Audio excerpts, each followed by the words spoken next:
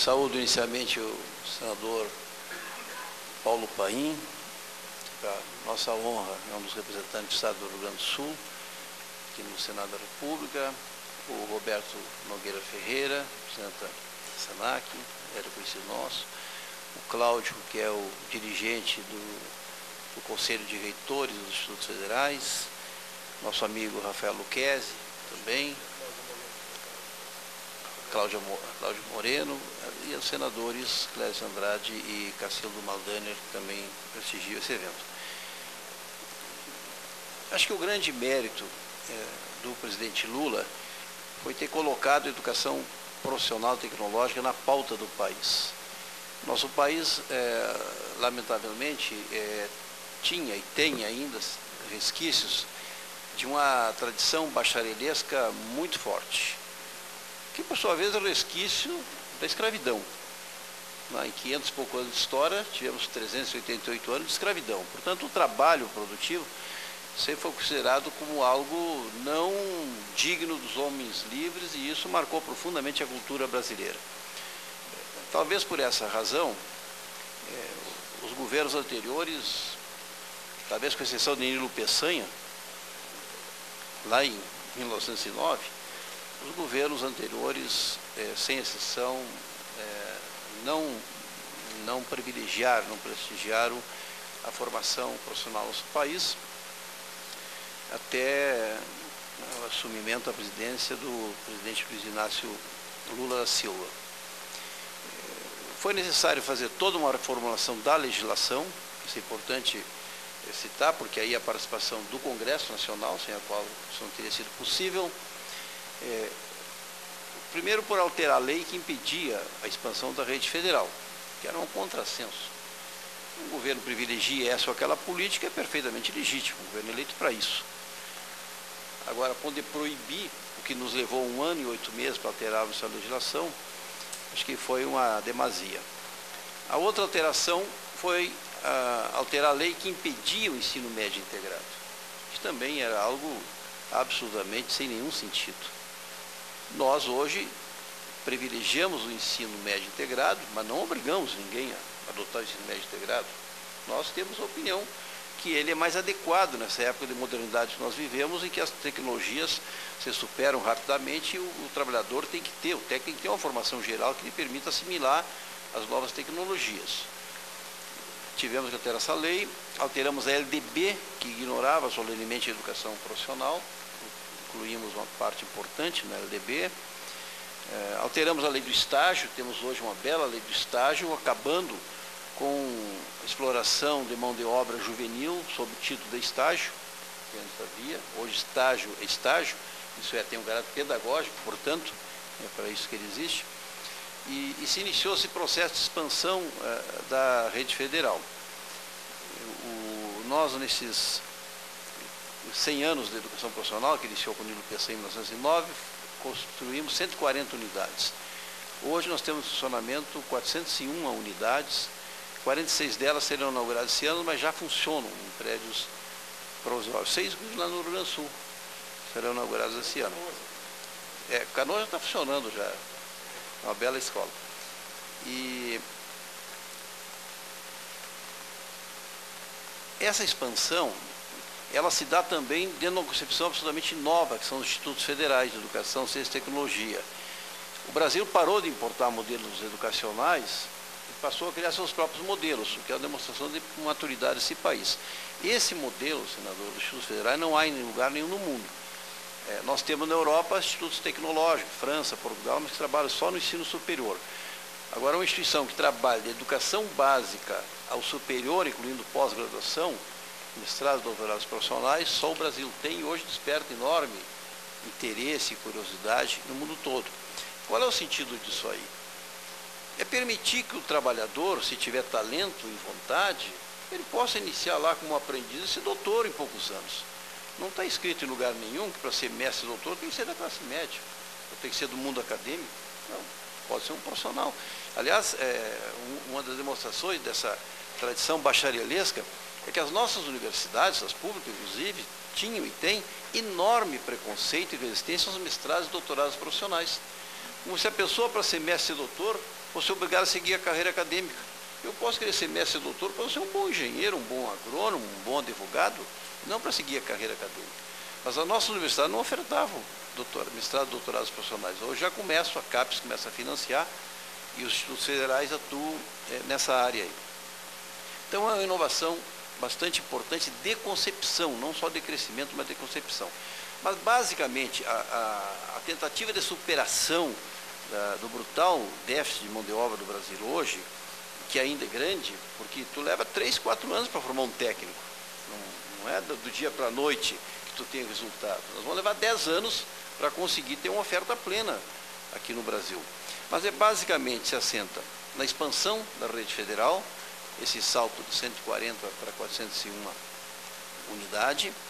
Agora, nós temos noção que, por mais que a rede federal cresça, ela não tem capilaridade necessária, quem tem são as redes estaduais.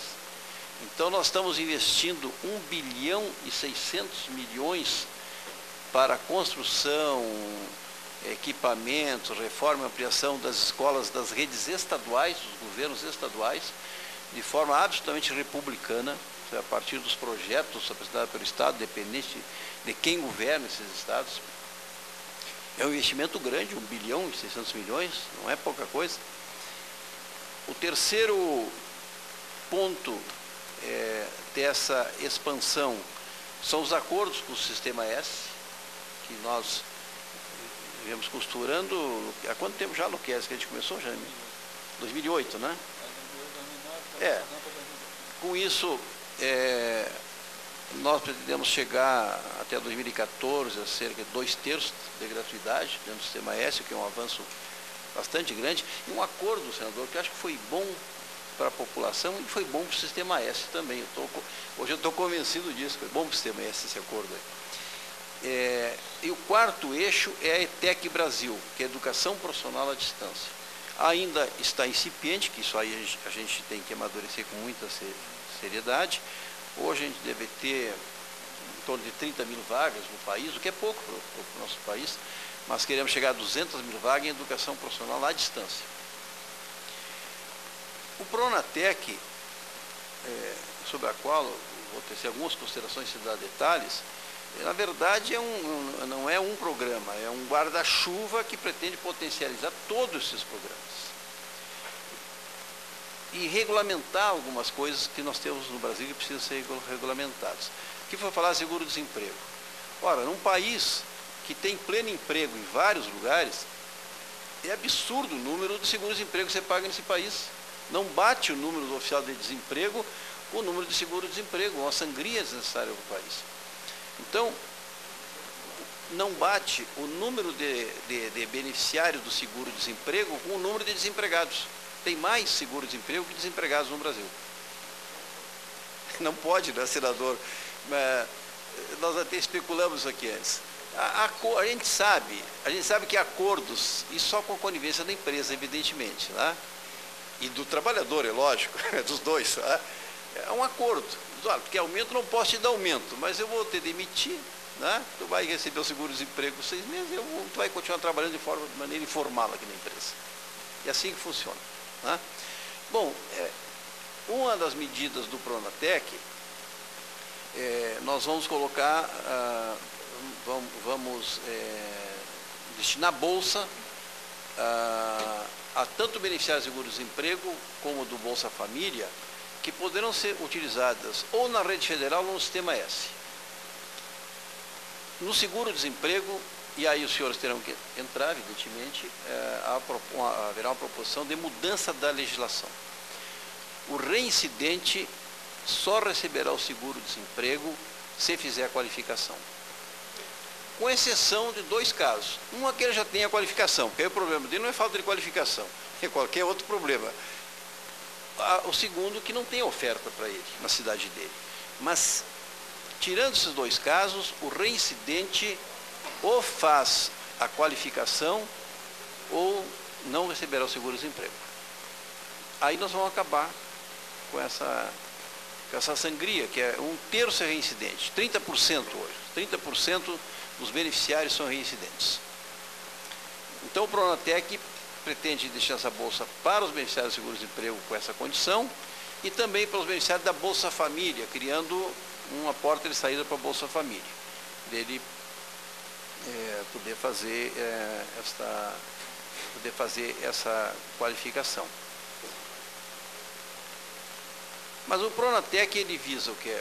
A ampliação da expansão da rede federal, a ampliação do Brasil profissionalizado, que é esse financiamento pelos governos estaduais, para suas escolas estaduais, a ampliação da ETEC, a Bolsa Formação, essa que eu me referi, para os beneficiários do seguro-desemprego e da Bolsa Família, nessas duas instituições, rede federal ou Sistema S.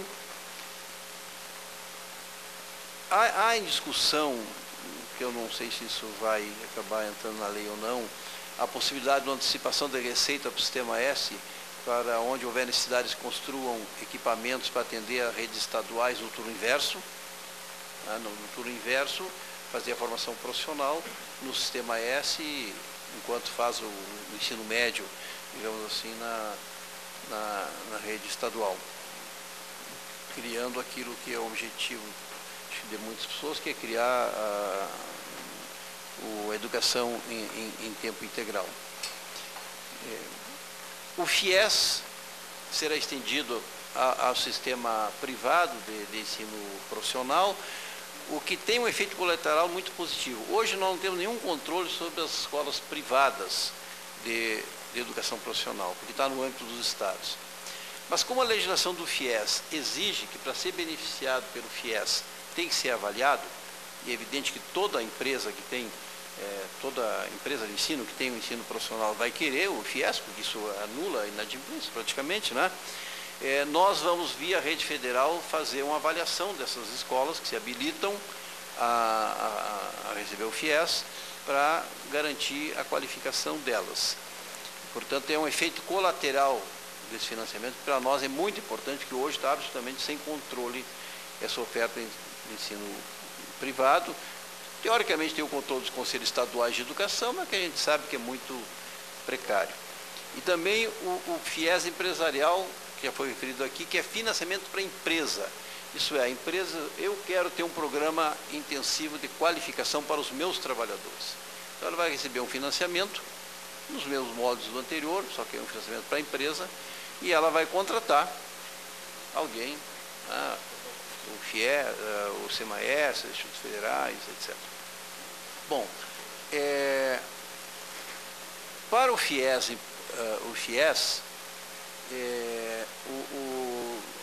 serão dispensados dessa vistoria a rede federal e o Sistema S, que já passam por um tipo de controle.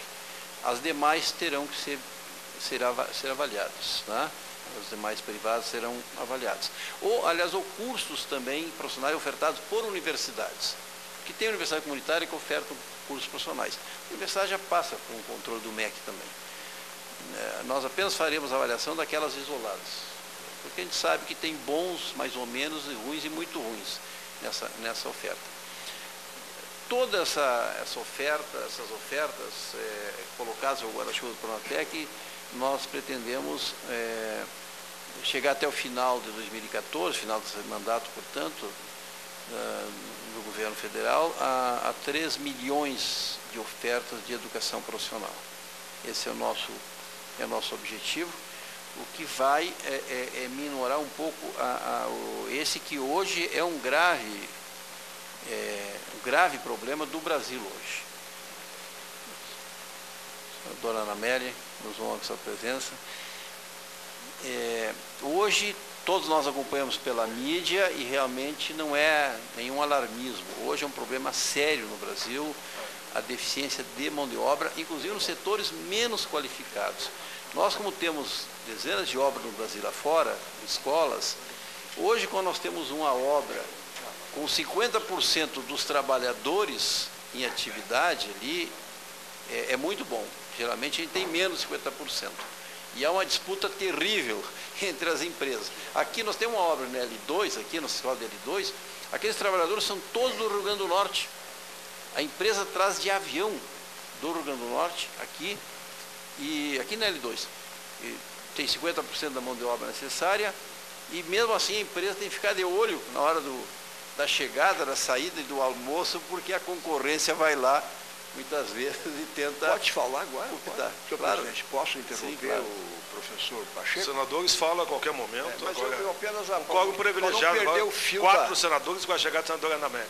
Para não perder o fio da meada, então, professor Pacheco, o debate ele é interessante e chamou minha atenção. Eu quero comentar primeiro o presidente, por provocar esse encontro aqui para debater essa questão com os senhores que são da área, né? E eu acho que debater com o Brasil somente. Eu não conhecia, por exemplo, do subemprego, aliás, do seguro-desemprego, que temos mais seguro-desemprego que desempregados. Isso é uma questão a ser encarada no Brasil, né? Esse detalhe não tinha. A outra, gostei desse Pronatec, do guarda-chuva, o Bolsa Família, ele é interessante, ele é bom, mas parece que há a ideia, há também uma verba, de prepará-lo, quer dizer, de profissionalizar também aquele que recebe a Bolsa Família, quer dizer, oferecer oportunidade de ele aprender a pescar, como se diz na gíria, né? Ele recebe a Bolsa Família, mas ele também tem condições de, não sei, em que programas vai buscar um aprendizado. Eu acho que daqui um pouco ele sai daí do Bolsa Família e vai ficar melhor para ele, até com mais dignidade para viver. Eu acho que isso é muito bom também a gente caracterizar. A outra questão, eu diria, como catarinense, eu vejo nas agroindústrias nossas lá do oeste, do meio oeste catarinense, cada vez mais a concorrência internacional de preparar a mão de obra para atender essa demanda aí, é muito grande. Tá? Eu não sei se são os S que atendem, eu acho que tem esses programas que profissionalizam, né? Eu acho que isso cada vez mais a demanda cresce. O setor também, ontem ainda, só para registrar, ontem à noite em Joinville, houve o lançamento da pedra fundamental da GM, da fabricação de motores da GM, né? Para abastecer, inclusive, a fábrica em Gravataí, no Rio Grande do Sul, de motores. Tem a montadora em Gravataí, tá? E a fábrica de motores, então foi lançada a pedra fundamental ontem à noite, lá em Joinville, com a direção da GM, e vão, além de fornecer para a fábrica em Gravataí, brasileira, e outros lugares, também para a Argentina, vão enviar motores. E é interessante que eles falavam que a composição de um motor, ele é composto por 226 peças. De um motor daquele de transmissão, 226 peças.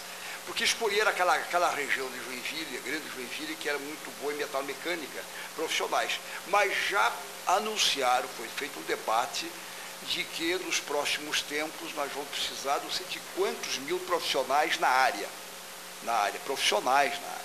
Tá? E cada vez mais a demanda, ela requer que tenha profissionais, que a demanda vai crescendo, mas tem que ter gente que entenda desses setores todos. Então, isso mexe bastante. Aí eu acho que deve ser 4S que entra nisso, ou sei lá, mas eu acho que são questões que hoje nós precisamos estar todos preocupados. Eu trago essa da GM, foi ontem à noite. Então, e preparar os jovens. Hoje, de uma forma, a concorrência internacional, de tal forma, ela é dinâmica, que nós precisamos atualizar. Hoje nós não podemos ficar para trás, nós precisamos estar sempre preparados, e assim no setor têxtil, de calçados, em qualquer área. E aí, por exemplo, o senhor falou, professor Pacheco, que vem do Nordeste, do Ceará, profissionais para Brasília. Nós temos setor têxtil Santa Catarina, muitos do Nordeste também, e aí tem que prepará-los. Nós estamos em várias indústrias do setor têxtil, inclusive para colher maçãs até para isso. Até para isso tem temporadas que até a tecnologia de hoje, até nisso existe. Então, uma variedade muito grande, mas quero cumprimentar, porque eu acho que esse Pronatec ele é importante. Essa reunião, senador Paim, para debater os diversos setores que nós temos, né? Até no de Vossa Excelência, né? O senhor falava, a modernização, aí às vezes recordo, diminui o tanto de horas, ou coisa que o valha, mas aí tem que ver onde é que coloca a mão de obra.